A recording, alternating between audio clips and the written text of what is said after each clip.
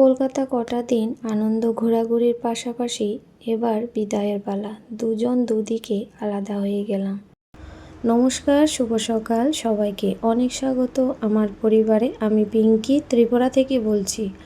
আশা করছি সবাই খুব ভালো আছেন, সুস্থ আছেন। তাই প্রতিদিনের মতো আজকে আবারও চলে এলাম নতুন আরেকটি ব্লগের সাথে। তো রবিবারে আমরা দীঘা থেকে কলকাতায় এসেছি। এখন আছি আমরা শিয়ালদাতে। তো ওইখানে আমরা হোটেল নিয়েছি, নিয়ে ওইখানে কিন্তু রয়েছি।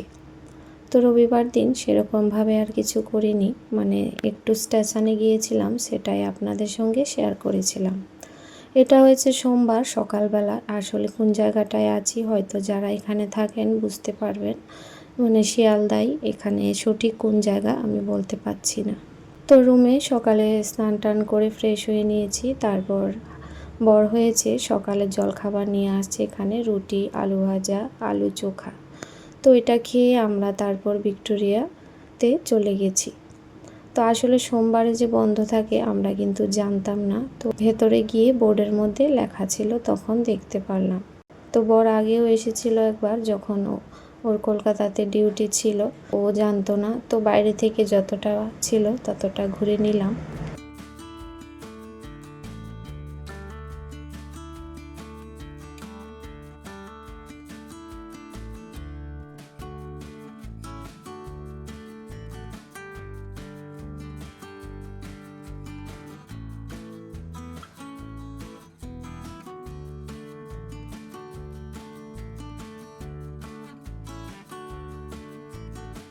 আসলে বেশ অনেক দিন ধরে ঘোরাঘুরি করতে করতে না শরীর মন সব কিছুই কিন্তু আমাদের নষ্ট হয়ে গেছে।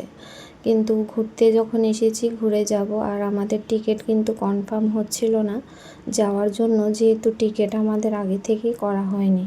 কারণ আমরা কোন জায়গায় কতদিন থাকবো সেটা কিন্তু আমরা আগে থেকেই সিদ্ধান্ত নিতে পারিনি। তারপরে যে কলকাতা মানে ঘুরবো সেটাও জানতাম, কিন্তু কতদিন থাকবো সেটাও জানতাম না। ওটা খুব মানে সব জায়গাতেই মানে টিকিট নিয়ে একটু বাড়াবাড়ি হচ্ছিল, কোথাও কনফার্ম হচ্ছিল না। তারপর এখানে আসলাম, এই জায়গাটা বাইরে থেকে ঘুরে ঘুরে পার্কগুলো দেখলাম। তো যেহেতু ভেতরে যেতে পারিনি, আমরা পিছন থেকে কিন্তু এন্ট্রি করেছিলাম। তারপর প্রচুর পরিমাণ রোদ্দুর ছিল। আসলে সকালবেলাটা না এরকমভাবে ঘুরতে নেই, মানে 11:30 12টা মানে 11টার উপরে বাজে আমরা রুম থেকে বের হয়েছি। তো ওই সময় না একদম ঘোরাটা ঠিক হয় না। আসলে আমরা যদি সব জায়গায় দুপুরবেলা যাই শরীর কিন্তু আমাদের সবারই খারাপ হয়ে যাচ্ছিল। আসলে মানে খাবারই স্যুট করছিল না আমাদের। যেখানে খাচ্ছিলাম ভীষণ মানে পেটে ব্যথা আর লুজ মোশন হয়ে যাচ্ছিল প্রত্যেকেরই। তারপর ওষুধ খাচ্ছি, আবার ঠিক হচ্ছি, আবার খাওয়া খাচ্ছি, আবার সেই রকমই কিন্তু হয়ে যাচ্ছিল। এরকম করেই কিন্তু মানে আমাদের চোখ মুখ দেখে হয়তো বুঝতে পারছেন, মানে সেই রকম কিন্তু আনন্দটা আর উপভোগ করতে পারছি না। ঘুরছি মানে ওই ছেলের দিকে তাকিয়ে, কারণ ও ঘুরবে। আর এমনিতে তো খুব সুন্দর ছিল, ভালো লেগেছে। কারণ আগেও যখন কলকাতায় এসেছিলাম তখন তো আর ঘুরতে পারিনি। তো বাকি যে কটা ছিল ওই ঘুরে নিলাম।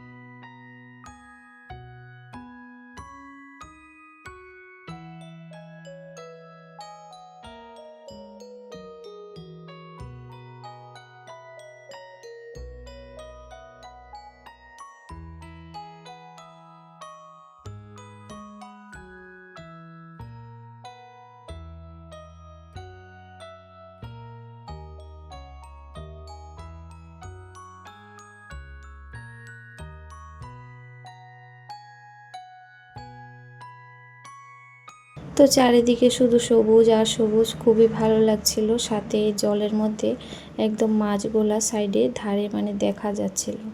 আর এখানে একটু দাঁড়িয়েছিলাম, বিশেষ করে কাঠবিড়ালি এতগুলা ছিল না, একদম হাতে পায়ের কাছে এসে ঘোরাঘুরি করছিল। কিন্তু ওদের কিন্তু ধরা মানে অতটাই মুশকিল ছিল, অনেকটাই চতুর ছিল ওরা। কিন্তু দেখতে খুব ভালো লেগেছে আমার, মানে অনেকগুলাই ছিল এখানে, হয়তো ক্যামেরার মধ্যে সবগুলা আসছে না। আমাদের এখানে কাঠবিড়ালিগুলো তো এরকম নেই, মানে আর একটু বড় বড় থাকে, আর ওরা কিন্তু এতটা কাছে আসে না। এগুলা খুবই সুন্দর লাগছিল।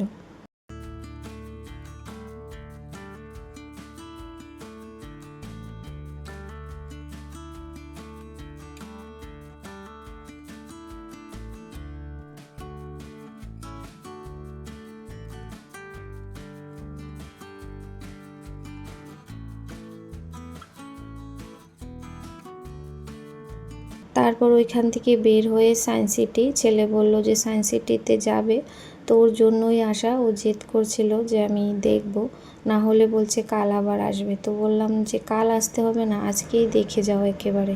তারপর আমরা টিকিট কেটে তো ভেতরে ঢুকে গিয়েছিলাম। তারপর সামনের দিকে গিয়ে আমি কিন্তু আর হাঁটতে পারছিলাম না, মানে এতটাই শরীর দুর্বল আর ক্লান্তি লাগছিল যে মনে হচ্ছিল যে ওইখানেই আমি মানে ঘুমিয়ে পড়ি। তারপর আমি কিন্তু এখানটায় বসেছিলাম। তোরা বাবা ছেলেতে সামনের দিকে আরও যা যা ছিল সবটাই ঘুরে এসেছে।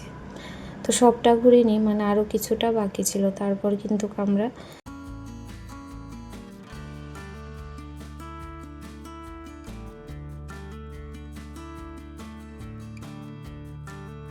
রুমে এসেছি। রুমে এসে যে খাওয়া দাওয়া করছিলাম, তো যেহেতু সোমবার ছিল তো আমি নিরামিষ খেয়েছি, আর ওরা বাবা ছেলেতে কিন্তু মাছ আর মাংস দিয়ে কিন্তু খেয়েছিল। তারপর একটু সন্ধ্যার সময় চলে গিয়েছিলাম, যেহেতু আমাদের মানে হোটেলের পাশেই বাজার ছিল। তো বড় ছেলের জন্য দুটো জামা কাপড় নিয়েছি, 2-3টে। তো যাই হোক, মানে ঘুরতে আসার আগেও কিন্তু আমরা প্রচুর পরিমাণ শপিং করেছিলাম। সেই সমস্ত কিছু আপনাদের সাথে আর শেয়ার করতে পারিনি। তো সেই জন্য আজকের ভিডিওটা মানে 3-4 দিন মিলিয়ে মানে শেষ করে নিচ্ছি, যেহেতু এখন আমি বাড়িতে চলে এসেছি। তো এটা হয়েছিল তারপরের দিন মঙ্গলবার। তো মঙ্গলবার এখানে 11টা নাগাদ বাজে, আমরা খাওয়া দাওয়া করে একটু বড় বাজারের দিকে ঘুরতে যাচ্ছিলাম। তো তারপর এখানে মেট্রো করে আমরা এখানে চলে এসেছি। এখন লঞ্চে করে হচ্ছে বড় বাজার যাব।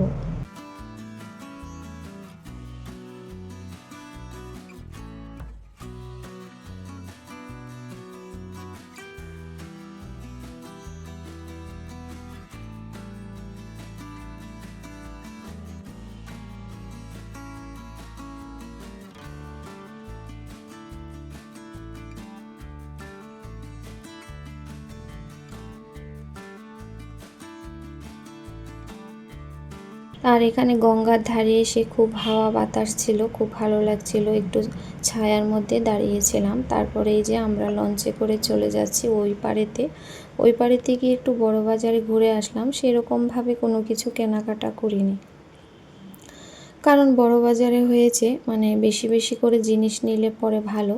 তো যাই হোক, তারপর রুমে এসেছি আমরা ঘুরে ঘুরে এসে যে রাতের খাবার খাচ্ছিলাম। তো কিছু দুপুরের ভাত ছিল, তো ওই ভাতটা মানে এখন ডাল তরকা, আর ছেলে বলছিল যে একটু চিকেন বিরিয়ানি খাবে, তো একটাই নিয়েছে।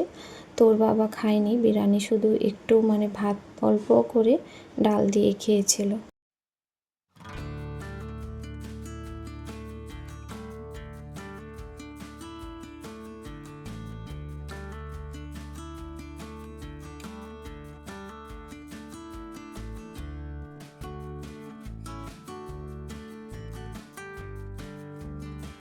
তো এটা হয়েছিল বুধবার সকাল। আমরা এখন রুম থেকে বেরিয়ে পড়ব।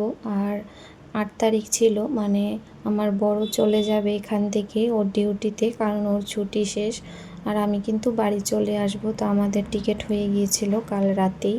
তো যাই হোক, এখন আমরা এয়ারপোর্টের দিকে যাচ্ছি। তো আমাদেরকে হয়েছে এয়ারপোর্টে তুলে দিয়ে তারপর ও চলে যাবে হাওড়াতে। তো হাওড়া থেকে ওর ছিল রাজধানীতে ট্রেন, ওর আগে থেকে টিকিটটা করা ছিল। তো সেই জন্য আর 2-3 দিনের জন্য টিকিট আমাদের যেহেতু কনফার্ম হয়নি, সেজন্য আর বাড়ি যাওয়া হয়নি। তো এখান থেকেই দুজন দুদিকে আলাদা হয়ে গেলাম।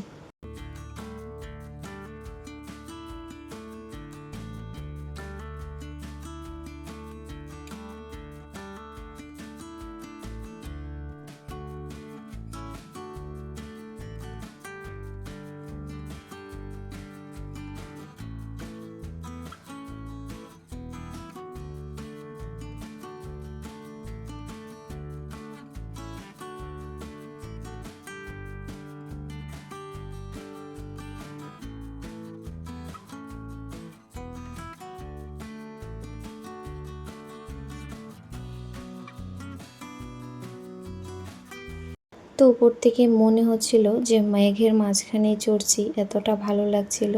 কিন্তু আমার না উইন্ডো সাইড পড়েনি, মাঝখানেই বসেছিলাম। তো যাই হোক, তারপর কিন্তু আমরা চলে এসেছি আগরতলা সিটিতে। এসে মনে হচ্ছে শরীরটা অনেকটাই এখন হালকা হয়ে গেছে। তারপর ওইখান থেকে কিন্তু আমরা মা ছেলেতে মিলে ব্যাগপত্র নিয়ে তারপর কিন্তু এমনিতেই গাড়ি করে চলে এসেছি বাড়িতে। আর শরীরের অবস্থা দেখতেই পাচ্ছেন। সবাই খুব ভালো থাকবেন, সুস্থ থাকবেন। আগামী দিন আবারও ফিরবো নতুন আর একটি ব্লগের সাথে। সবাইকে অনেক ধন্যবাদ।